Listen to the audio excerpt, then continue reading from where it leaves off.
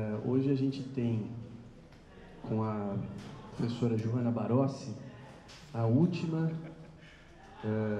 dessas conversas que perfazem uma série de 4, originalmente eram 3, mas viraram 4 seminários associados diretamente ao tema do estúdio vertical desse semestre, que, digamos, teve como um dos seus artífices o nosso queridíssimo Vitor Psaia, que está aqui presente, que é professor assistente aqui no seminário, e, além dele, o Tiago Benucci, que é professor do Estúdio Vertical, ele mesmo, e teve aqui na semana passada, junto com o Renato Stutzman, na segunda dessas conversas.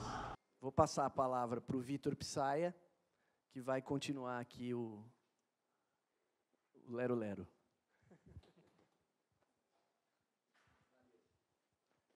Bom, fazer uma breve apresentação e também uma espécie de encerramento desse ciclo de falas que foram feitas aqui no Seminário de Cultura e Realidade Contemporânea,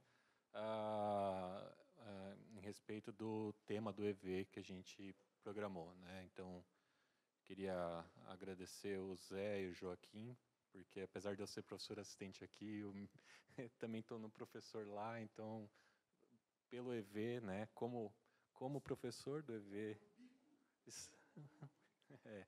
é o melhor jeito de fazer nada certo, né, fazer muitas coisas. Mas quando a gente começou a formular o tema do EV, e começou a pensar nas pessoas que a gente chamaria para falar aqui, eu e o Tiago, a gente pensou... Eu falei eu e o Tiago porque isso foi antes da gente apresentar para o grupo de professores do EV e para a coordenação. Uma das primeiras pessoas que a gente pensou em chamar foi a Joana Barossi, e por isso eu estou muito feliz que ela está aqui hoje. Uma das questões que a gente tentou trazer com esse tema do EV foi tentar sair um pouco de uma discussão do nome do que a gente está passando, né? Eu acho que o Zé Gui também fez uma apresentação muito boa sobre isso na quinta-feira, naquela semana de apresentação do tema, para colocar o que é a questão do antropoceno, quais são as questões que tangem ela, por que talvez o nome antropoceno não seja o mais adequado, enfim. Mas, para a gente, quando a gente pensou nessa questão da barriga do monstro, que não foi a gente, né? A gente pegou isso dessa bióloga americana chamada Donna Haraway, o que ela coloca, e para a gente isso era muito importante para trazer para dentro da questão da arquitetura, era justamente pensar a criação de dispositivos, e ela fala muito em dispositivos narrativos, literários, da maneira como a gente conta essa história para poder atravessar por ela. Porque a maneira como a gente está contando hoje, ela não tem ajudado muito, no sentido que a gente está esperando que isso suma do caminho, e a gente vai ter que navegar por esse momento. De um ponto de vista pragmático, vamos dizer assim, eu tenho acompanhado, lido os tweets de vocês, visto o que vocês estão pensando para fazer durante esse semestre. Por um lado, eu vejo que tem muita gente abraçando a ficção científica, e eu acho isso muito bom. E tem muita gente também lidando com questões bastante pontuais, assim, lidando, vamos dizer, com o que o pessoal gosta de chamar do mundo real, né? E eu acho que para esses dois tipos de grupo vai ser interessante o que a Joana pode vir a falar. Que eu não, ela vai falar o que ela quiser, então, mas eu gostaria que vocês se atentassem um pouco a isso, né? Porque esse total, vamos dizer assim, esse suposto total desprendimento da realidade, através da criação de um mundo fictício, ele serve também para fazer comentários sobre o que a gente está passando agora. Ele é um tipo de deslocamento que a gente cria para poder fazer comentários sobre o que a gente está passando, de alguma maneira. E também o pessoal que está trabalhando na coisa do mundo real, que aparentemente não tem nada de ficcional ali, é interessante pensar também, né, nesse ponto de vista de como está sendo contada a história do trabalho, quais são as narrativas que estão colocadas. Né? Ele também tem, como a gente falou na conversa da semana passada com o Renato Stutzman e com o Tiago, a ciência ela é objetiva, mas ela também tem um lado político, né? Então, eu acho muito bom como ficou, no final, a nossa programação, porque ela começou de um ponto de vista, teoricamente, muito técnico, apesar que a fala da Nália nunca é extremamente técnica, né? A gente passou para um lado da cosmopolítica, onde a gente fez justamente essa discussão entre a técnica e a política, e agora a gente vai caminhar para uma visão da literatura. Então, de novo, estou muito feliz que a Joana está aqui e vou passar logo o microfone para ela. Obrigada, Vitor. Boa noite para todo mundo. Para mim é um prazer enorme participar desse seminário, que eu frequentei durante muitos anos. Obrigada pelo convite, Vitor. O Tiago, que não está aqui, Joaquim, Zé. Eu sou muito ruim de falar no microfone. Se eu estiver acelerando demais ou afastando, vocês me avisem, tá? Vai demorar para eu pegar. E é a primeira vez que eu estou dando essa aula, então eu vou ter que acompanhar aqui na minha guia. Então, se eu estiver acelerando demais também a leitura, vocês também me avisam, tá, Vitor? Por favor. Essa aula, ela reúne uma série de pesquisas minhas que, no fim das contas, tem um terreno comum, que é a literatura. Eu estudo, como alguns de vocês sabem, a relação entre escrita e desenho. Estudo escritores que têm metodologias diferentes de aproximação da literatura, muitas vezes ditas experimentais, e estudo também traduções, línguas, etc. Então, aqui eu vou fazer uma incursão, muitas vezes em debates que a gente tem no 4º ano, vocês vão identificar assim, algumas das questões que a gente trata com arte, mas agora trazida para a literatura. Mas aqui essa aula é um experimento, tá? Então, vocês fiquem abertos para fazer questões, podem me interromper, não tem problema. O Vitor, para hoje, quando ele me fez o convite, ele me mostrou uma imagem do Júlio Verne e disse: olha só, esse cara desenhou tudo isso aqui sem ter pisado nesse lugar. A gente estava pensando numa aula mais ou menos assim, que tivesse uma aproximação literária do lugar e do território. E daí eu fiquei quebrando a cabeça um pouco para encontrar um caminho que não fosse, outra vez, uma resenha ou uma seleção de livros para arquitetos. Né? Como aproximar do lugar, como pensar o lugar, papapá. O que buscamos na literatura, resolvi perguntar, né?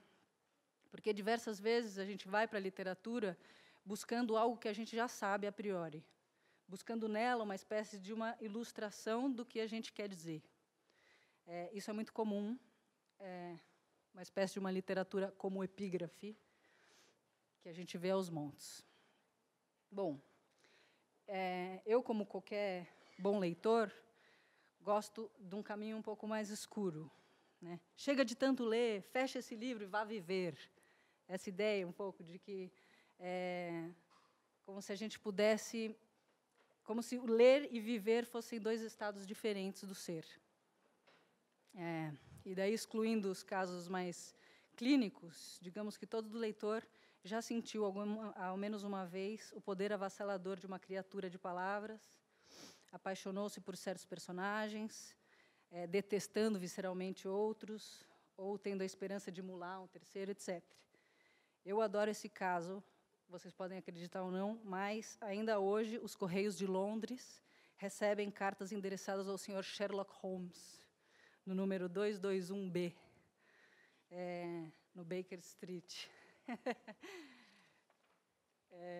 Quando a gente fala de imaginação, pressupõe-se que existe uma diferença, clara ou não, entre um mundo imaginativo, mágico, da fantasia, do devaneio, da ideia, do pensamento, daquele mundo, digamos, real. E é claro que eu não estou falando da casa do Sherlock Holmes, mas da experiência da leitura, né, e da ficção. Quanto a literatura é capaz de encharcar essa nossa experiência no mundo. E, quando se fala em literatura, qual é o lastro que ela tem ou deveria ter com esse real? O realismo cumpre um compromisso com o real?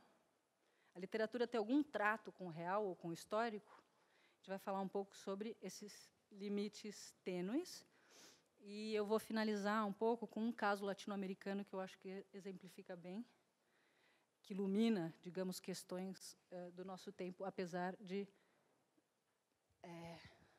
claramente não ter ou não se propor a literalmente representar o real, né? Bom, até onde sabemos, somos a única espécie para a qual o mundo parece ser feito de histórias.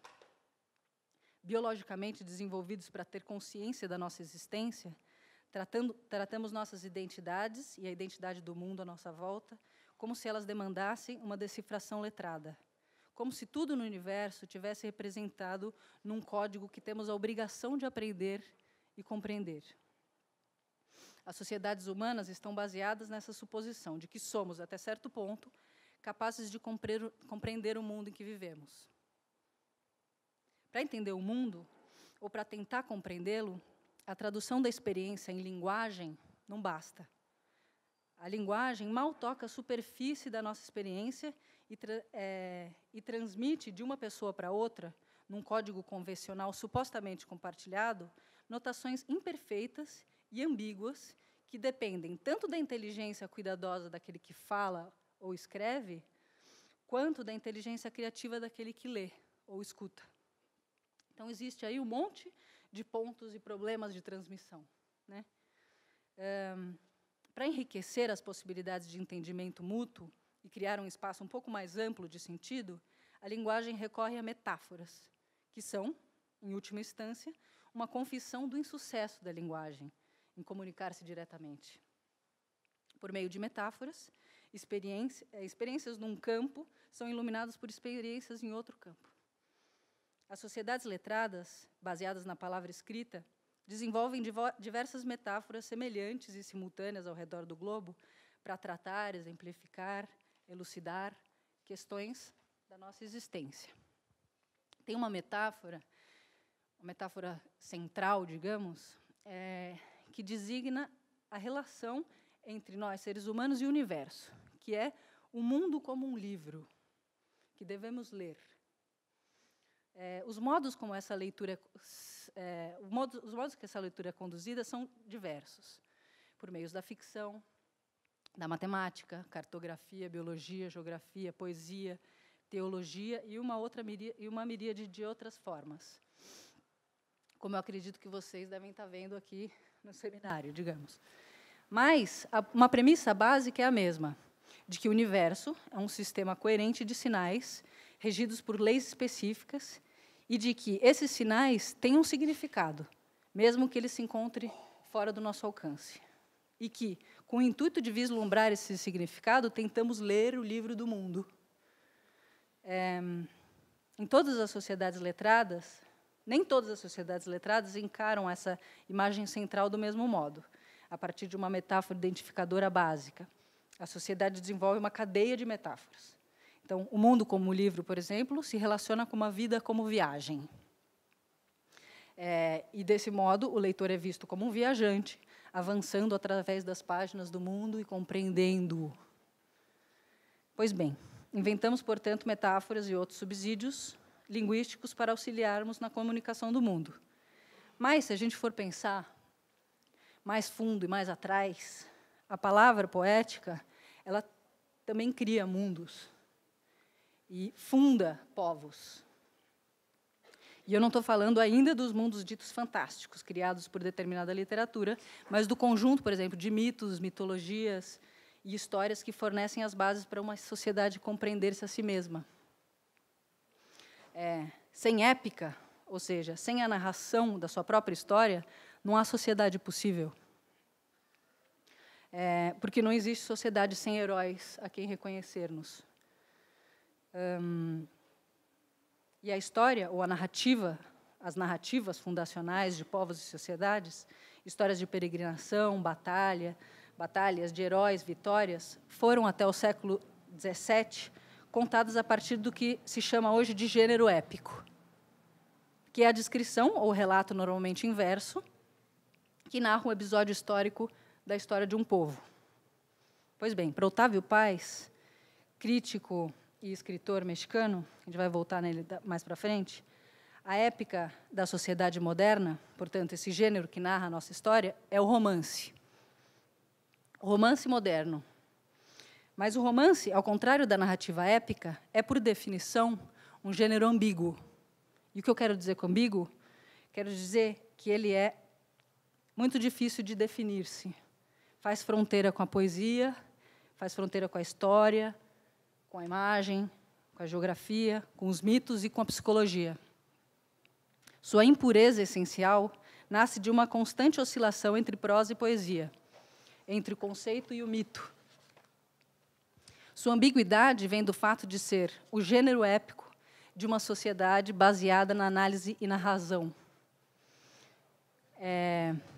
dentro da qual qualquer desvio parece loucura ou fantasia. A construção daquele antigo herói épico é uma mescla entre um arquétipo, um modelo, e um humano, o falho, né, que falha. Como arquétipo, ele é vulnerável, e como homem está sujeito a toda a sorte de um mortal. No entanto, sempre existe uma fenda secreta no corpo ou na alma desse herói pela qual penetram a morte ou a derrota. O calcanhar de Aquiles, por exemplo. É o selo da sua mortalidade, a marca da sua natureza humana. No herói épico, lutam esses dois mundos, o sobrenatural e o humano. Mas essa luta não implica ambiguidade. São os princípios que disputam uma alma e um deles acabará derrotando o outro. É simples, é um esquema simples. No romance moderno, isso não tem nada parecido. A razão e a loucura, a vaidade e o amor, a avareza e generosidade formam um único tecido. Por isso, nenhum personagem do romance moderno, isso eu digo a partir do século XVII, sobretudo com Dom Quixote, nenhum deles pode ser realmente um arquétipo, no sentido que é Aquiles, mas porque ele é um sujeito complexo e ambíguo. Nossa épica é feita de heróis que raciocinam e duvidam, heróis que não sabemos se são loucos ou sensatos, santos ou demônios. Muitos são céticos, outros rebeldes, outros antissociais, e todos estão em luta aberta ou secreta com o seu próprio mundo. O romance é a épica de uma sociedade que está em luta consigo mesma, a nossa. Aquiles não duvida das ideias, crenças e instituições do seu mundo. Os heróis da epopeia estão bem instalados no seu universo, como a relação e as relações que mantém com a sociedade são como relações naturais que uma determinada planta tem, por exemplo, com o solo, que lhe é natural. Em contraste, a dúvida do herói romanesco, ou do romance dito moderno, em relação a si mesmo, também se projeta no mundo à sua volta. São moinhos ou são gigantes os que Dom Quixote e Sancho Panza veem? Cervantes parece nos dizer que nenhuma das duas possibilidades é verdadeira. São moinhos e são gigantes ao mesmo tempo. O realismo do romance é uma crítica à realidade e até uma suspeita de que ela seja tão irreal quanto os sonhos de Dom Quixote. Sonhos e fantasias. O mundo que rodeia esses heróis é tão ambíguo quanto eles mesmos. Onde está, então, a realidade e que estranho tipo de realismo é desses romances modernos? como captar, literariamente, a complexidade da natureza humana? Esse será o dilema perpétuo do realismo, que ensaia, em cada momento da história, captar uma percepção de mundo que, por sua vez, está em constante mudança. Na virada do século XIX e XX, agora dou um pulo, os escritores começam a experimentar com sintaxe, com novos pontos de vista, com os monólogos internos e as muitas vozes, as transgressões e jogos linguísticos, etc. Esses escritores também eram realistas à sua maneira. O romance realista não desaparece com o questionamento do que é real, mas expande o alcance daquilo que julga pertencer à realidade. A perspectiva realista implica uma posição sobre a verdade na ficção e a ficção na história. Entre muitos críticos literários contemporâneos e historiadores perturbados pelo problema do conhecimento, a própria definição de termos como fato ou verdade permanecem altamente discutíveis e suspensos, né?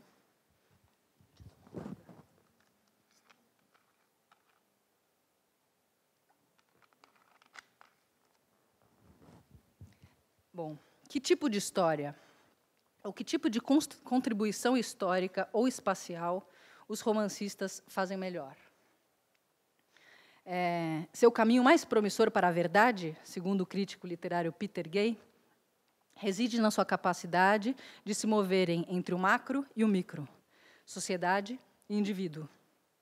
Considerem um personagem qualquer, como Thomas Buddenbrook, do Thomas Mann. Personagem a que Thomas Mann chamou de herói. Ele é não só uma pessoa característica e sofredora, como também um tipo social, um burguês inquieto da velha cepa que hesitadamente abraça o destino de um burguês moderno.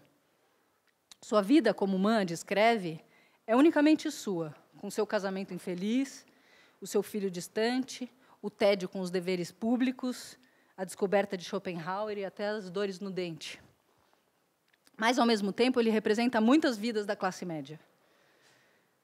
E não apenas aquela de Lübeck, onde ele vive. Em outras palavras, os personagens mais característicos, mais individualizados do romance podem ser representar simultaneamente realidades muito mais amplas e inclusivas. E representam não apenas os acontecimentos em que o romance se propõe a ilustrar, mas, sobretudo, a percepção e a recepção que tiveram esses acontecimentos no seu momento histórico. É assim, por meio de reações individuais, que o romancista visualiza e efetivamente encarna de um modo espetacular acontecimentos apinhados de gente, algo que um relato, sem adornos de um historiador, jamais poderia fazer. Um exemplo. Uma cena confusa e quase incompreensível do personagem de Stendhal, em A Cartucha de Parma, Maurice vaga pelo campo de batalha de Waterloo, mas que poderia ser qualquer campo de batalha. Do ponto de vista descritivo, não tem valor histórico nem documental, mas é por meio da consciência dessa personagem que Stendhal transmite, digamos, essa realidade comum, com uma propriedade impressionante. Enfim, podemos falar de muitos exemplos, mas o que eu queria deixar claro é essa leitura essencial entre macro e micro. Pois, se os protagonistas do romance não passarem de meros indivíduos, essa ficção não terá nenhuma contribuição para o historiador. E, se essas personagens não passarem de meros tipos, o romance tampouco terá contribuições para a literatura.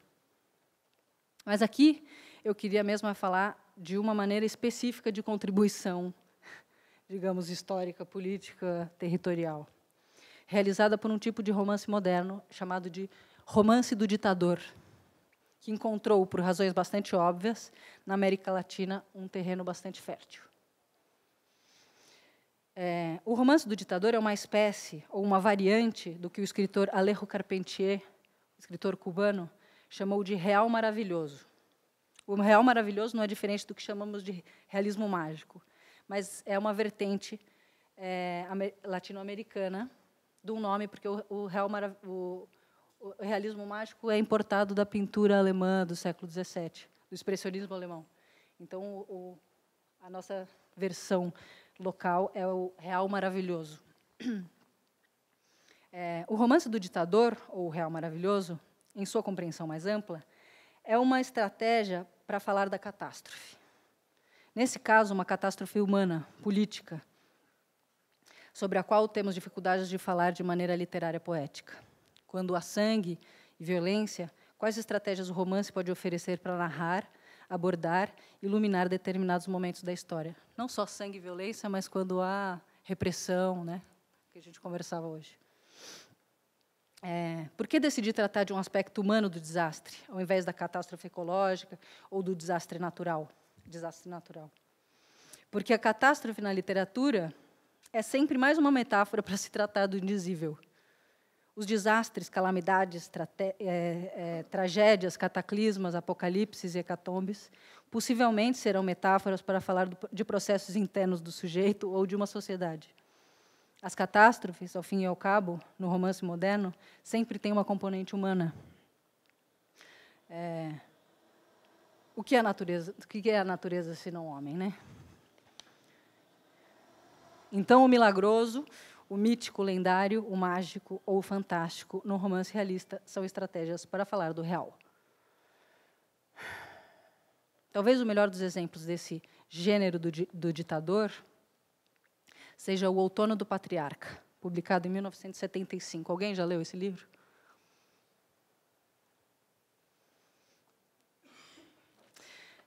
Garcia Marques, cuja Colômbia natal tinha experimentado uma cota generosa de repressão política, escreveu, desde o começo da sua carreira, sobre os impactos das ditaduras, revelando os silêncios prudentes, os circunlóquios, ou os rodeios de sentido e o puro terror característico desses regimes.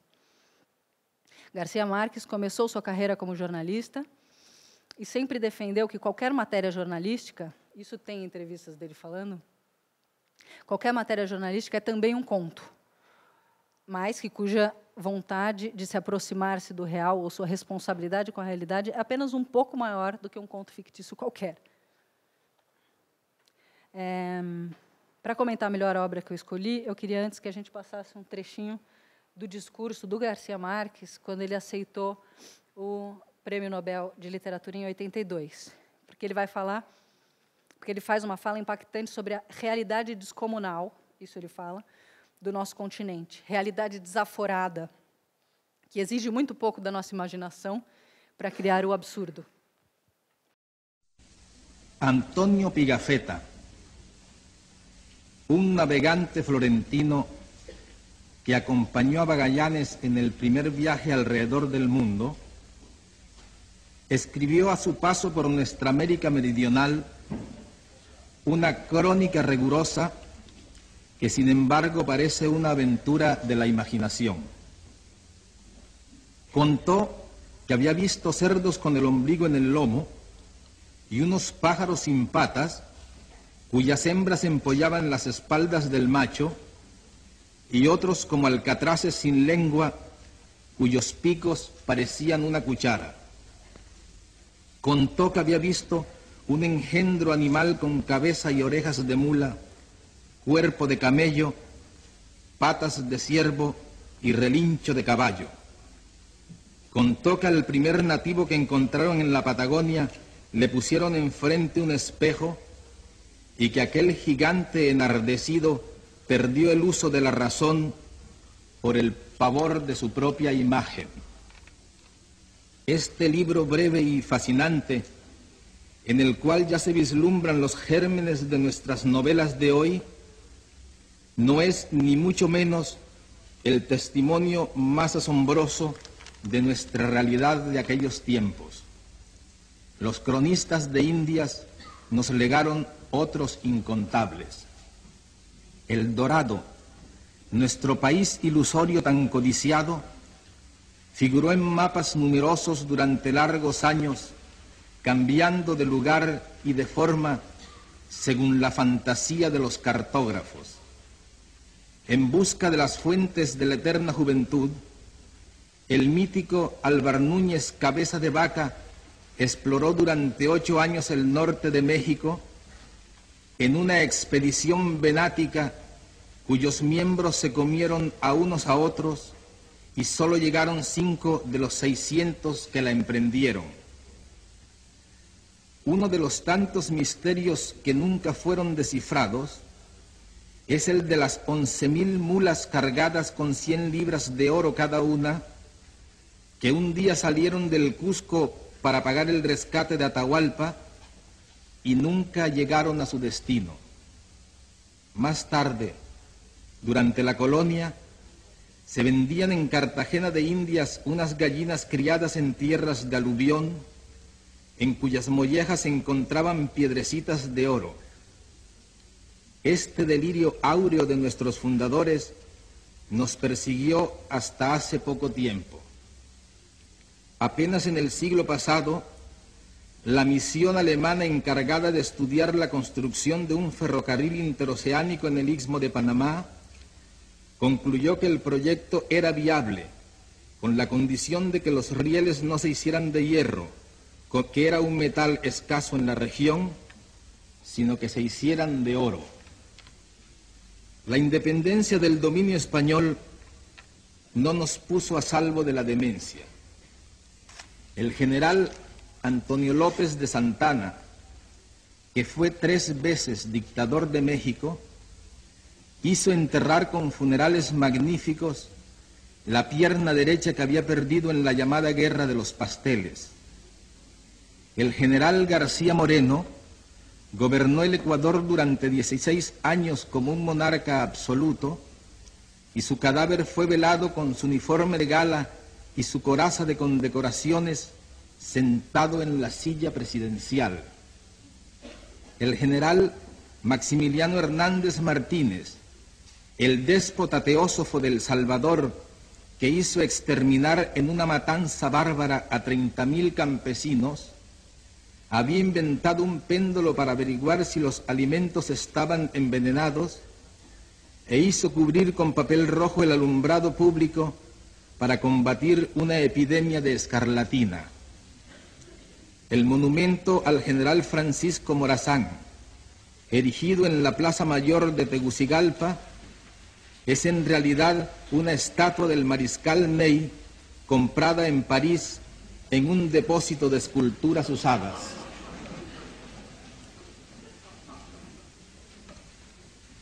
Hace 11 años, uno de los poetas insignes de nuestro tiempo, el chileno Pablo Neruda, iluminó este ámbito con su palabra. En las buenas conciencias de Europa, y a veces también en las malas, han irrumpido desde entonces con más ímpetus que nunca las noticias fantasmales de la América Latina, esa patria inmensa de hombres alucinados y mujeres históricas cuya terquedad sin fin se confunde con la leyenda. No hemos tenido desde entonces un instante de sosiego. Un presidente prometeico, atrincherado en su palacio en llamas, murió peleando solo contra todo un ejército, y 2 desastres aéreos sospechosos y nunca esclarecidos cegaron la vida de otro de corazón generoso y la de un militar demócrata que había restaurado la dignidad de su pueblo.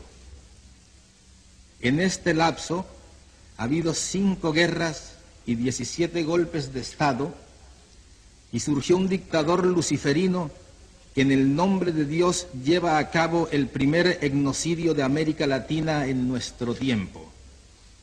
Mientras tanto, 20 millones de niños latinoamericanos morían antes de cumplir 2 años, que son más de cuantos han nacido en la Europa occidental desde 1970.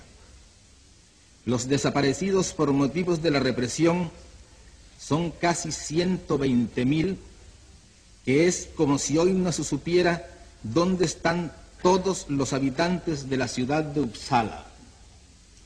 Numerosas mujeres arrestadas en cinta dieron a luz en cárceles argentinas, pero aún se ignora el paradero y la identidad de sus hijos, que fueron dados en adopción clandestina o internados en orfanatos por las autoridades militares. Por no querer que las cosas siguieran así, han muerto cerca de 200.000 mujeres y hombres en todo el continente y más de 100.000 perecieron en 3 pequeños y voluntariosos países de la América Central: Nicaragua, El Salvador y Guatemala. Si esto fuera en los Estados Unidos, la cifra proporcional sería de 1.600.000 muertes violentas en 4 años. De Chile, país de tradiciones hospitalarias, han huido 1 millón de personas, el 10% de su población. El Uruguay, una nación minúscula de 2,5 millones de habitantes que se consideraba como el país más civilizado del continente, ha perdido en el destierro a 1 de cada 5 ciudadanos. La guerra civil en El Salvador ha causado desde 1979 casi un refugiado cada 20 minutos. El país que se pudiera hacer con todos los exiliados y emigrados forzosos de América Latina tendría una población más numerosa que la de Noruega. Me atrevo a pensar que es esta realidad descomunal, y no solo su expresión literaria, la que este año ha merecido la atención de la Academia Sueca de las Letras. Una realidad que no es la del papel, sino que vive con nosotros y determina cada instante de nuestras incontables muertes cotidianas y que sostenta un manantial de creación insaciable, pleno de desdicha y de belleza, del cual este colombiano errante y nostálgico no es más que una cifra más señalada por la suerte.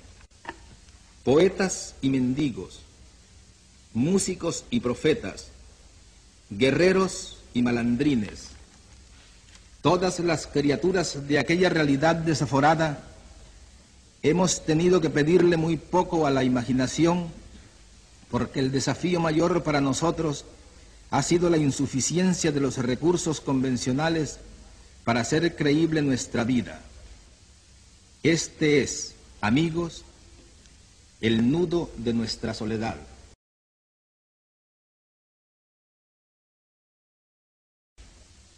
Este es, amigos, el nudo de nuestra soledad. Pues si estas dificultades nos entorpecen a nosotros, que somos de su esencia, no es difícil entender que los talentos racionales de este lado del mundo, extasiados en la contemplación de sus propias culturas, se hayan quedado sin un método válido para interpretarnos. Es comprensible que insistan en medirnos con la misma vara con que se miden a sí mismos, sin recordar que los estragos de la vida no son iguales para todos y que la búsqueda de la identidad propia es tan ardua y sangrienta para nosotros como lo fue para ellos.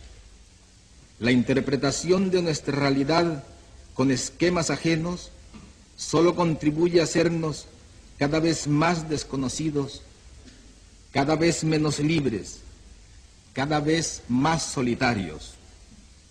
Tal vez la Europa venerable sería más comprensiva si tratara de vernos en su propio pasado, si recordara que Londres necesitó 300 años para construirse su primera muralla y otros 300 para tener un obispo, que Roma se debatió en las tinieblas de la incertidumbre durante 20 siglos antes de que un rey etrusco la implantara en su historia, y que aún en el siglo XVI los pacíficos suizos de hoy, que nos deleitan con sus quesos mansos y sus relojes impávidos, ensangrentaron a Europa como soldados de fortuna. Aún en el apogeo del Renacimiento, 12.000 lasquenetes a sueldo de los ejércitos imperiales saquearon y devastaron a Roma y pasaron a cuchillo a 8.000 de sus habitantes. No pretendo encarnar las ilusiones de Tonio Krieger, cuyos sueños de unión entre un norte casto y un sur apasionado exaltaba Thomas Mann hace 53 años en este lugar. Pero creo que los europeos de espíritu clarificador, los que luchan también aquí por su patria, por una patria más grande y más justa, podrían ayudarnos mejor si revisaran a fondo su manera de vernos. La solidaridad con nuestros sueños no nos hará sentir menos solos mientras no se concrete con actos de respaldo legítimo a los pueblos que asuman la ilusión de tener una vida más propia en el reparto del mundo. América Latina no quiere ni tiene por qué ser un alfil sin albedrío, ni tiene nada de quimérico que sus designios de independencia y originalidad se conviertan en una aspiración occidental. No obstante, los progresos de la navegación, que han reducido tantas distancias entre nuestras Américas y Europa, parecen haber aumentado en cambio nuestra distancia cultural. ¿Por qué la originalidad que se nos admite sin reservas en la literatura se nos niega con toda clase de suspicacias en nuestras tentativas tan difíciles de un cambio social? ¿Por qué pensar que la justicia social que los europeos de avanzada tratan de imponer en sus países no puede ser también un objetivo latinoamericano con métodos distintos en condiciones diferentes? No. La violencia y el dolor desmesurados de nuestra historia son el resultado de injusticias seculares y amargura sin cuento, y no una confabulación urdida a 3.000 leguas de nuestra casa. Pero muchos dirigentes y pensadores europeos lo han creído, con el infantilismo de los abuelos que olvidaron las locuras fructíferas de su juventud, como si no fuera posible otro destino que vivir a merced de los dos grandes dueños del mundo. Este es, amigos, el tamaño de nuestra soledad. Sin embargo, frente a la opresión, el saqueo y el abandono, nuestra respuesta es la vida. Ni los diluvios ni las pestes, ni las hambrunas ni los cataclismos, ni siquiera las guerras eternas a través de los siglos y los siglos han conseguido reducir la ventaja tenaz de la vida sobre la muerte. Una ventaja que aumenta y se acelera. Cada año hay 74 millones más de nacimientos que de defunciones, una cantidad de vivos nuevos como para aumentar 7 veces cada año la población de Nueva York. La mayoría de ellos nacen en los países con menos recursos y entre estos, por supuesto, los de América Latina. En cambio, los países más prósperos han logrado acumular suficiente poder de destrucción como para aniquilar 100 veces no solo a todos los seres humanos que han existido hasta hoy, sino a la totalidad de los seres vivos que han pasado por este planeta de infortunios. Un día como el de hoy, mi maestro William Faulkner dijo en este lugar: me niego a admitir el fin del hombre. No me sentiría digno de ocupar este sitio que fue suyo si no tuviera la conciencia plena de que por primera vez desde los orígenes de la humanidad, el desastre colosal que él se negaba a admitir hace 32 años es ahora nada más que una simple posibilidad científica. Ante esta realidad sobrecogedora, que a través de todo el tiempo humano debió de parecer una utopía, los inventores de fábulas que todo lo creemos nos sentimos con el derecho de creer que todavía no es demasiado tarde para emprender la creación de la utopía contraria, una nueva y arrasadora utopía de la vida, donde nadie pueda decidir por otros hasta la forma de morir, donde de veras sea cierto el amor y sea posible la felicidad, y donde las estirpes condenadas a 100 años de soledad tengan por fin y para siempre una segunda oportunidad sobre la tierra.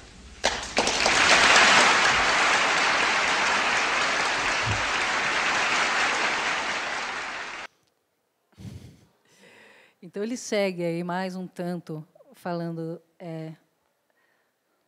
digamos, números dessa nossa realidade, né? E ele agora nesse momento foi justamente quando ele falou que a gente exige, não precisa muito da nossa imaginação para tratar do absurdo, enfim. Em O Outono do Patriarca, o escritor fez uma investigação enorme sobre regimes autoritários, né? E, para falar deles, empregou recursos estilísticos que flertam justamente com o que a gente falava do Real Maravilhoso. Para preparar esse livro, o Garcia Marques fez um levantamento sobre o despotismo na história antiga. Abre aspas. Aprendi muito com Plutarco e Suetônio, que são 2 biógrafos da antiguidade. Disse numa entrevista em 77, abre aspas de novo, bem como todos os biógrafos de Júlio César, que ajudou muito a desenhar, abre aspas, aquela coxa de retalhos maluca que é o velho patriarca, alinhavada como foi a partir de todos os ditadores da história humana. Fecha aspas. Garcia Marques aproxima o fato da ficção, permitindo diversas pontes entre os dois, incentivando a ver a presença do mundo real na ficção. Reconhece livremente a força dos acontecimentos reais em seu romance e a verdade, e a história ela está sempre de fundo. A história está sempre de fundo na sua mente, né? No entanto, o âmago de Outono do Patriarca não está em Júlio César, mas na América do Sul, ou mais especificamente América Central. O romance não é um retrato de um único déspota, mas, conforme sua formulação, uma síntese de todos os ditadores latino-americanos, sobretudo do Caribe. Em suma, vai além daquelas décadas sanguinárias para revelar o que o romancista chamou de fantasma da América Latina. Depois que os países da América do Sul e Central se tornaram independentes da Espanha, no início do século XIX, a maioria oscilou entre anarquia e autoritarismo.